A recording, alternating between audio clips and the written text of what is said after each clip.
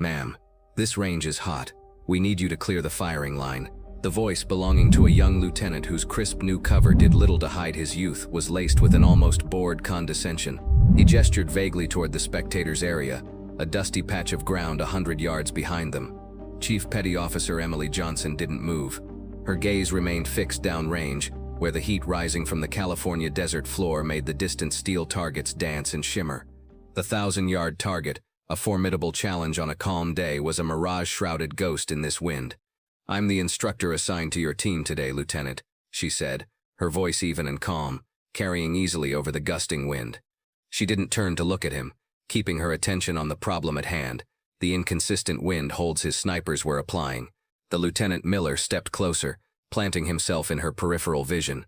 "I think there's been a mistake. We were expecting Chief Gunner's Mate Williams. Our training request was for a Naval Special Warfare qualified instructor." He emphasized the last 4 words as if they were a holy scripture she was unworthy of reading. "Chief Williams is on emergency leave," Emily replied, finally turning to face him. She held up the tablet with the day's training schedule. Her name, CPOE. Johnson, was clearly listed next to his SEAL team's designation. "I'm his replacement. Now, if you'll excuse me, your shooter is about to send another $200 round into the dirt." Miller's jaw tightened. He glanced at his men. A fire team of 4 snipers huddled around their spotting scopes and rifles, their expressions a mixture of curiosity and thinly veiled amusement. This was a test. It always was. "With all due respect, Chief," Miller said, dropping the ma'am for the more rank-appropriate but somehow more dismissive title, "we're not running basic marksmanship drills here. This is advanced high-angle variable wind instruction. Our gear, our ballistics, our mission parameters. It's a different world. We need someone who understands that." He was talking about the ecosystem of gear spread out on the mats. The multi-$1,000 rifles, the Schmidt and Bender scopes that cost more than a used car. The Kestrel wind meters and sophisticated ballistic computers that crunched data in microseconds. It was an impressive display of technology meant to solve the ancient problem of putting a small piece of metal exactly where you wanted it over a vast distance. And his team was failing. They had been failing for the last hour, their shots consistently drifting left, then high, then nowhere close. The frustration was a palpable thing, radiating off them like the desert heat. "I see the problem," Emily said, ignoring his implication. She gestured toward the shooter who had just missed. "Your man is reading the wind at his position, and he's reading the mirage downrange, but he's not accounting for the draw. See that ravine at 600 yards? The terrain is funneling the wind, accelerating it. You're getting a push you can't see." Miller scoffed, a small, sharp sound. "We know how to read wind, Chief. Your results suggest otherwise," she stated, not as an insult but as a simple diagnosis. "You're dialing for a 10-mile-per-hour wind, but you're experiencing a 15-mile-per-hour gust halfway to the target. It's a classic topographical error." One of the other SEALs, a brawny man with a thick beard, chuckled. "Topographical error. Sounds like something from a textbook." Emily met his gaze. "That's where lessons are written down so you don't have to learn them with blood. You're wasting ammo and training time. Let me help you fix it." Miller stepped directly in front of her, crossing his arms. He was taller than her by a good 6 inches, a wall of muscle and gear. "Look, Chief, I'm sure you're a fine instructor at the main base. Great for teaching recruits how to qualify. But my men are the finest marksmen in the United States Navy. We don't need help from someone who hasn't been where we've been." The unspoken word hung in the air. "Woman." Emily's posture didn't change. She remained relaxed, centered. Her own gear was far less flashy. She wore standard Navy-issue working uniform, the blouse faded from the sun. On a simple leather belt she carried a worn data book, its cover soft and creased from years of use. It looked ancient next to their sleek digital tools. "Lieutenant," she said, her voice dropping a register, losing its patient instructional tone and gaining a hard edge of command. "Your men are missing the target. My job is to fix that. Your job is to let me. So I'm going to ask you to step aside so I can speak to your shooter." Miller's eyes narrowed. This was the moment of decision, the point where he could de-escalate or double down. The small audience of his team and a few range safety officers observing from a nearby tower made his choice for him. He couldn't be seen backing down. "No," he said flatly. "I'm not going to let you interfere with my team's training. We'll figure it out ourselves. I'm responsible for this team, and I am telling you that your services are not required. We'll wait for Chief Williams to return." "That's a week away," Emily countered. "Are you really going to waste an entire week of range time because you don't like my credentials?" "I haven't seen any credentials," he shot back, his voice rising. All I see is a name on a schedule. For all I know, you're a supply chief who got lost on her way to the warehouse." The insult was childish, designed to humiliate. A few of his men snickered. Emily's expression remained a placid mask, but inside, a familiar weariness settled in. She had fought this battle in armories, on ship decks, in ready rooms, and now on a sniper range. It was always the same. The assumption that she was out of place, that her presence had to be a mistake. She reached into her pocket and produced her military ID, holding it out for him. Chief Petty Officer Emily Johnson, Small Arms Marksmanship Instructor, Master Training Specialist. Now are we done with the introductions? Miller barely glanced at the card. Anybody can get a qualification. It doesn't mean you can teach my guys how to make a one-shot, one-kill hit under pressure at 1,000 yards. He pointed at her worn leather data book. What's in there? Old notes from a textbook. We use real-time data, Chief. We're a little beyond handwritten math. His finger jabbed toward the book, a clear sign of disrespect. And as he did, the sun caught the small, tarnished silver badge pinned above her uniform's pocket tape. It was a simple rectangular pin with a rifle superimposed on it.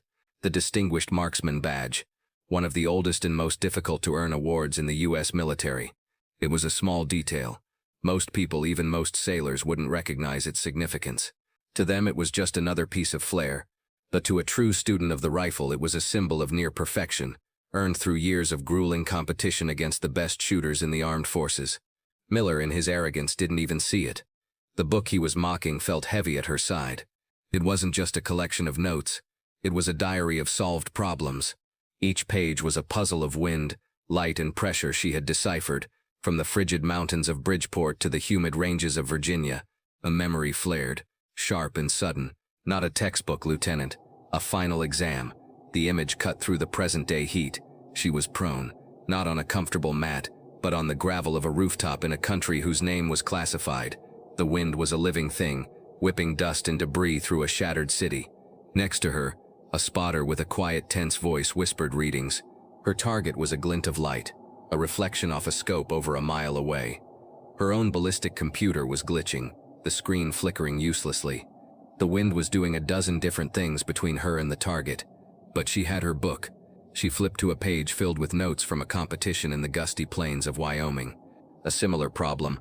High-angle shifting crosswinds, a valley that acted as a funnel. Her pen had scrawled a formula, a simple correction based on observing the behavior of dust devils. It wasn't in any manual. It was a lesson she had learned herself. She did the math in her head, made the adjustment, and squeezed the trigger. The memory ended there, with the quiet hiss of the bullet leaving the barrel, and the echo of the shot rolling through the ruined streets. She blinked, the desert sun feeling harsh and bright. Miller was still talking, his voice a low, angry buzz. "So I am respectfully asking you, Chief, one last time, to return to the main base and let us get on with our work."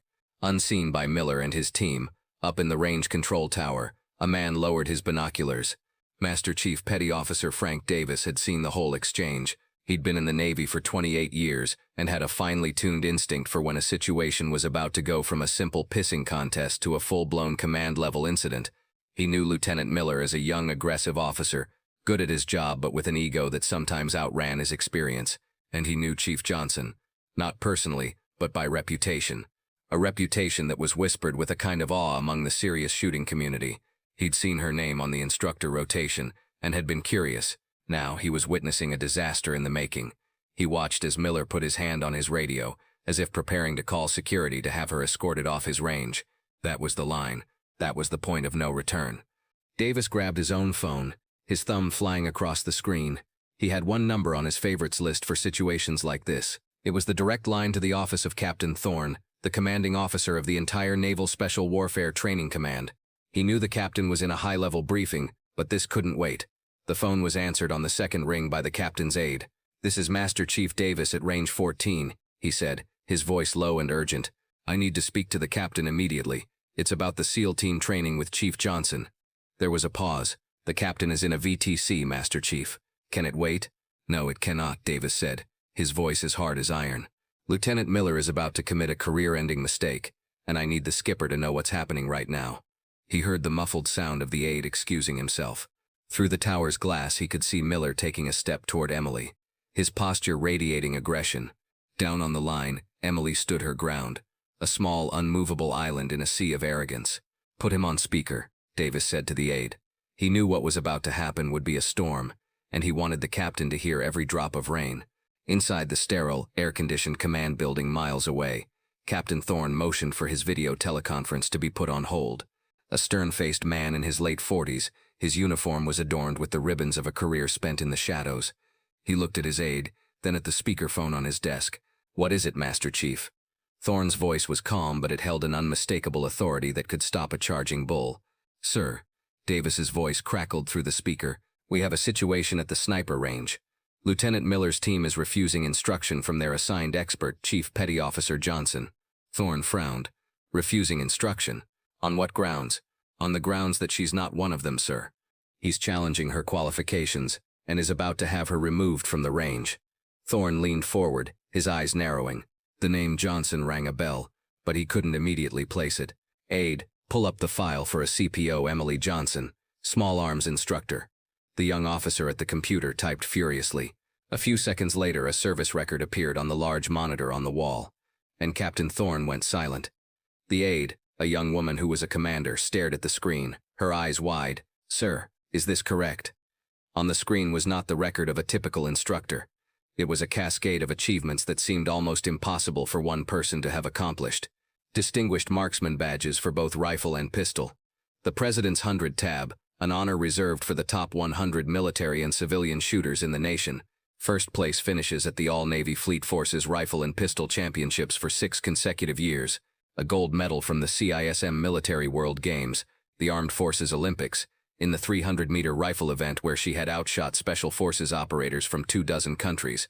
But it was the billets and deployments that made Captain Thorne pick up his phone and start walking toward the door. She had served as the lead instructor at the Marine Corps Scout Sniper School at Quantico as part of a rare inter-service exchange program. She had deployed twice, not with a standard unit but as a specialized technical advisor attached to a task force whose name was still classified. Her file was filled with letters of commendation from Marine colonels and Army generals, all praising her preternatural ability to read the gun and her almost mystical understanding of ballistics. She hadn't just studied the doctrine, as the Master Chief had suspected. She had literally written 2 chapters of the Navy's current sniper training manual. "Master Chief," Thorne said, his voice dangerously quiet as he strode down the hallway, the commander right behind him. "Is Lieutenant Miller aware that he is speaking to the woman who holds the current long-distance rifle record for the entire Department of the Navy?" "I don't believe that has come up in conversation, sir," Davis replied dryly. "Keep the line open," Thorne ordered. "We're on our way. Do not let him remove her from that range." He turned to the commander walking beside him. "Get the command vehicle, and tell my driver to break the speed limit." Down on the range, Lieutenant Miller had reached his breaking point.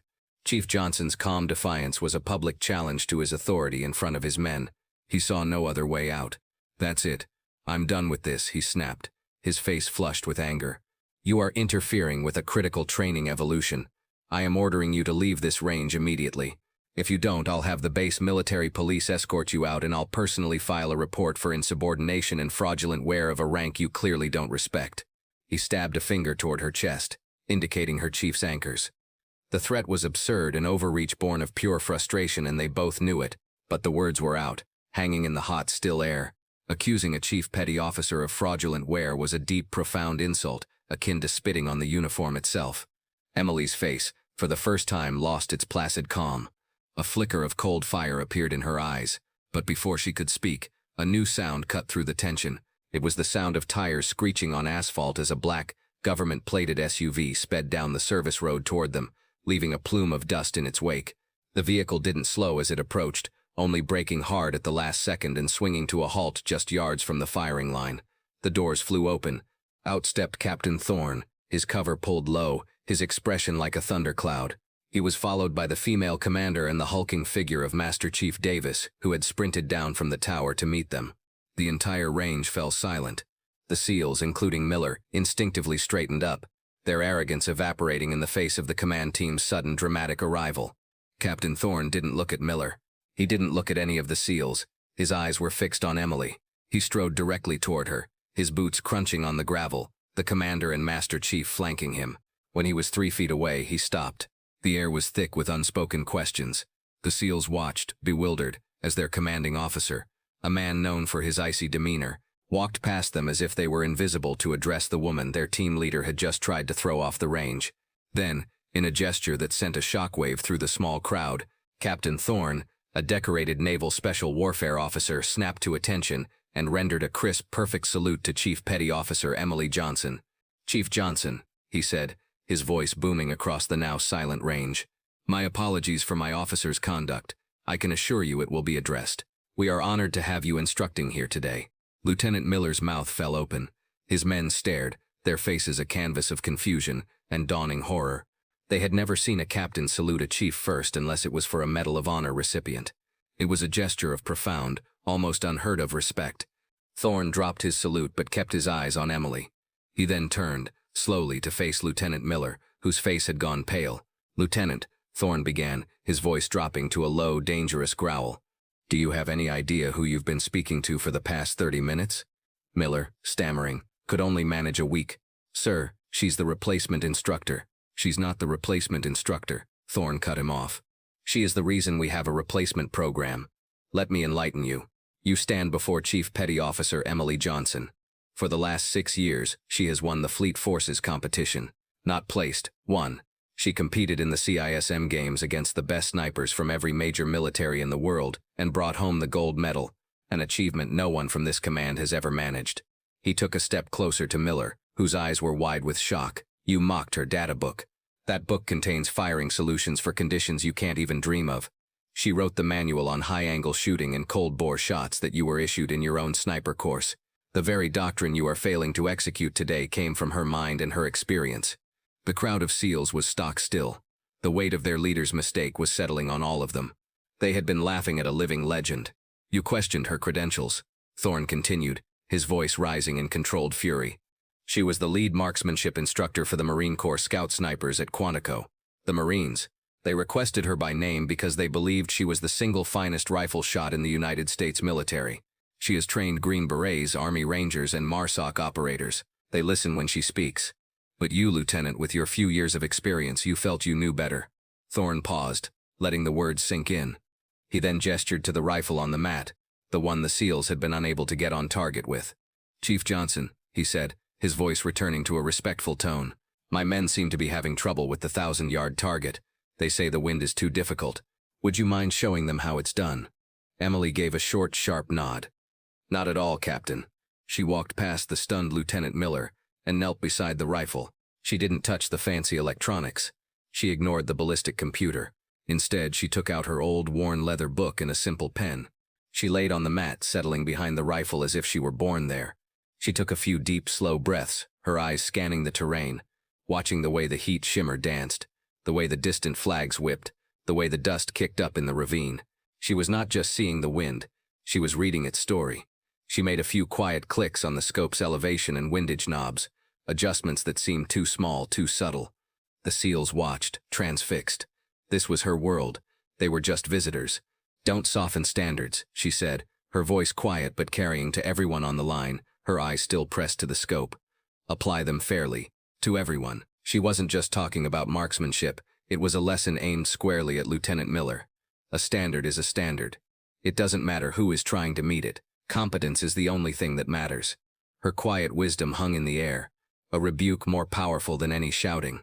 Her finger curled around the trigger. The range was so quiet you could hear the fabric of her sleeve rustle as she settled in. She exhaled slowly, and at the bottom of her breath, there was a sharp crack that echoed off the hills. For a long second, nothing happened.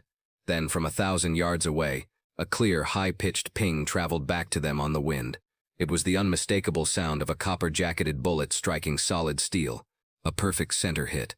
The memory connected to her data book flared again, this time with context. The rooftop in that ruined city. The glint of light a mile away wasn't just a glint. It was the scope of an enemy sniper who had 3 members of a pinned-down Green Beret team in his sights. Her shot wasn't for a score, it was to save their lives. The quiet hiss of the bullet leaving the barrel was followed by an eternity of waiting, and then her spotter's voice, hushed with awe. "Good hit. He's gone." She had closed her book, the problem solved, the lives saved. That was the origin of the scribbled notes Miller had mocked, a formula for life and death, proven under the ultimate pressure. A stunned silence hung over the range. Then one of the SEAL snipers, the bearded one who had chuckled earlier, keyed his radio. Spotter to shooter, impact, dead center. I repeat, dead center hit. Captain Thorne looked at Miller, whose face was a mixture of shame and utter disbelief. That, Lieutenant, is what a master of the craft looks like. That is the standard. I suggest you learn from it. The fallout was swift, but not in the way Miller expected. He wasn't fired or reassigned. Captain Thorne believed in lessons, not just punishments. The entire SEAL team was ordered into a 2-week intensive remedial marksmanship course, with Chief Johnson as the sole instructor. It was a humbling, grueling experience. She ran them through drills that tested the very foundation of their skills, breaking down bad habits they hadn't even known they possessed. She was tough, demanding, and utterly impartial. She never mentioned the incident on the range again. She simply taught, and they learned. They saw how she used her old book not as a replacement for technology, but as a backup and a way to understand the why behind the numbers the computer spat out. They saw her make shots in conditions they had previously called impossible, and she showed them how. Slowly, respect began to grow, replacing the arrogant certainty they had once held. About a month later, Emily was at the base gym, finishing a workout. As she was re-racking her weights, a figure approached her. It was Lieutenant Miller. He was in workout clothes, and he looked hesitant, his previous confidence gone. "Chief," he began, his voice quiet, I never properly apologized for my behavior on the range that day. There's no excuse for it. I was unprofessional, disrespectful, and I was wrong. I'm sorry." Emily looked at him, seeing not the arrogant officer from the range, but a young leader who had learned a hard lesson. "Apology accepted, Lieutenant. We all have bad days." He nodded, relieved. "It was more than a bad day. It was a blind spot. Thank you for the training. You made my whole team better. You made me better." He hesitated for a moment. "I was wondering, if you have a minute, could you show me how you factor spindrift into your calculations on those high-angle shots? The way you explained it in class, I'm still not quite getting it." Emily Johnson smiled, a genuine small smile. The seed of mentorship had been planted. "Of course," she said, grabbing a nearby whiteboard. "Let's start from the beginning. Stories like these remind us that heroes come in all forms. True strength isn't about arrogance or assumption, but about quiet competence and unwavering standards. If you were inspired by Chief Johnson's story, hit the like button, subscribe to She Chose Valor, and share this video to honor the unassuming heroes who serve among us. I just want to take a moment to say a huge thank you to each and every one of you. Folded hands, your love, support, likes, comments, and subscriptions mean the world to me. Without you, this journey wouldn't be possible. Every view, every share, and every encouraging word keeps me motivated to create more content for you all. I'm truly grateful to have such an amazing community by my side. Let's keep growing together and making this journey even more special. Red Heart.